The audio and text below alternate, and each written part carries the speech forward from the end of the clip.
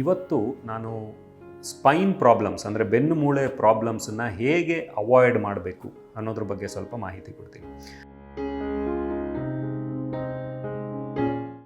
ನಮಸ್ಕಾರ, ನನ್ನ ಹೆಸರು ಡಾಕ್ಟರ್ ಉಮೇಶ್ ಶ್ರೀಕಾಂತ.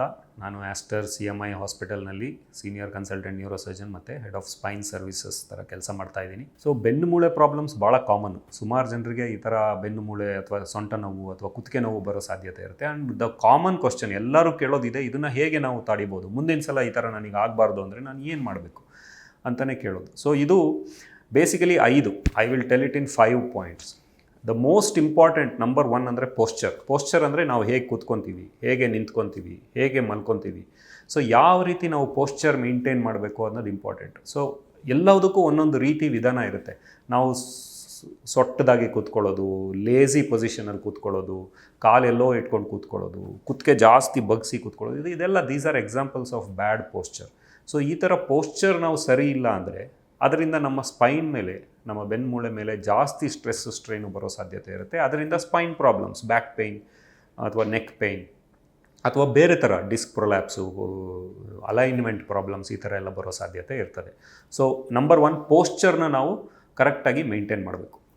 ಎರಡನೇದು, ನಾವು ಒಂದೇ ಪೋಸ್ಚರಲ್ಲೇ ಲೈಫ್ ಬೆಳಗ್ಗೆಯಿಂದ ಸಾಯಂಕಾಲದವರೆಗೂ ಕೂತ್ಕೊಂಡ್ರೆ, even if it is A perfect posture, ನಾವು ಬರೋದು ಸಹಜ. ನಾವು ಕರೆಕ್ಟಾಗಿ ಕೂತ್ಕೊಂಡಿದ್ದೀವಿ ಅಂತಲೇ ಇಟ್ಕೊಳ್ಳಿ ನಾವು, ಬಟ್ ಅದನ್ನು 4-5 ಗಂಟೆ ಅದೇ ಥರ ಕೂತ್ಕೊಂಡ್ರೇನು ಅದರಿಂದನೂ ತೊಂದರೆ ಬರುತ್ತೆ. ಸೊ ಫ್ರೀಕ್ವೆಂಟ್ ಬ್ರೇಕ್ಸ್ ಅಂದರೆ ಏನಂತೀವಿ, ನಾವು ಯಾವುದೇ ಒಂದು ಪೋಸ್ಚರ್ನ ಮೋರ್ ದ್ಯಾನ್ 45 to 50 ಮಿನಿಟ್ಸ್ ಕೂತ್ಕೋಬಾರ್ದು. ಅದು ನಾವು ಚೇಂಜ್ ಮಾಡಬೇಕು. ಸೊ ನಾವು ಕಾಮನ್ ಎಕ್ಸಾಂಪಲ್ ಕೊಡೋದು ಹೀಗೆ, ಎವ್ರಿ ಅವರ್ ನೀವು ಚೇಂಜ್ ಮಾಡಬೇಕು. 50 ಮಿನಿಟ್ಸ್ ನೀವು ಕೂತ್ಕೊಳ್ಳಿ, ಕೆಲಸ ಮಾಡಿ, ಲ್ಯಾಪ್ಟಾಪಲ್ಲಿ ಕೆಲಸ ಮಾಡಿ, ಏನಾದರೂ ಮಾಡಿ, ಯಾವುದೇ ರೀತಿ ಕೆಲಸ ಇದ್ದರೂ 50 ಮಿನಿಟ್ಸ್ ಮಾಡಿ. 10 minutes you break, 10 minutes break ಮಾಡಿ, ವಾಕ್ ಮಾಡಿ. ಕೂತ್ಕೊಂಡಲ್ಲೇ ಸಮ್ ಮೈಲ್ಡ್ ಸ್ಟ್ರೆಚಸ್ ಮಾಡ್ಬೋದು, ನಿಂತ್ಕೊಂಡಲ್ಲೇ ಸ್ವಲ್ಪ ಮೈಲ್ಡ್ ಸ್ಟ್ರೆಚಸ್ ಮಾಡ್ಬೋದು, ವಾಕ್ ಮಾಡ್ಬೋದು. ಚಾನ್ಸ್ ಇದ್ದರೆ ಬೇಕಾದರೆ ಒಂದು 5 minutes you can lie down, ಸ್ವಲ್ಪ ಮಲ್ಕೊಂಡು ಸಹ ಎದ್ದೇಳ್ಬೋದು. ಸೊ ಆ ಥರ any change in posture is important. That is the second point.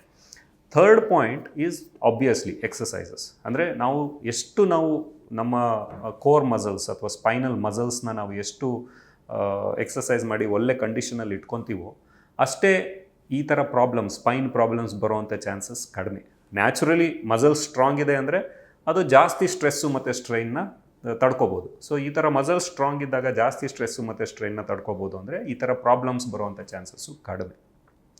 4ನೇದು, ಎಲ್ಲರಿಗೂ ಒಂದಲ್ಲ ಒಂದು ಸಲ ಒಂದು ಸ್ವಲ್ಪ ಸಿಚುವೇಶನ್ ಬರುತ್ತೆ, ಏನೋ ಭಾರತ ವಸ್ತು ಎತ್ತಬೇಕು, ಏನೋ ಅದನ್ನು ತಳ್ಳಬೇಕು, ಏನೋ ಹಠದಿಂದ ಮೇಲೆಯಿಂದ ಏನೋ ತೆಗಿಬೇಕು, ಆ ಥರ ಎಲ್ಲ ಸಿಚುವೇಶನ್ಸ್ ಬರುತ್ತೆ. And this is very important. So this is called responsible lifting. ನಮ್ಮ ಲಿಮಿಟ್ಸ್ ಏನಿದೆ ಅಂತ ನಾವು ತಿಳ್ಕೊಬೇಕು.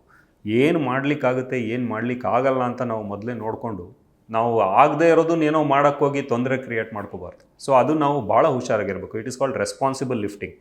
Not only the amount of weight, ಅಂದರೆ ಎಷ್ಟು ಭಾರ ಎತ್ತುತ್ತೀವಿ ಅನ್ನೋದಷ್ಟೇ ಅಲ್ಲ, ಹೇಗೆ ಎತ್ತುತ್ತೀವಿ ಅನ್ನೋದು ಇಂಪಾರ್ಟೆಂಟು. ಅದು ಪ್ರತಿಯೊಂದು ಭಾರದ ವಸ್ತು ಎತ್ತಲಿಕ್ಕೆ ಒಂದು ರೀತಿ ವಿಧಾನ ಇರುತ್ತೆ ಮತ್ತು ಅದೇ ಥರ.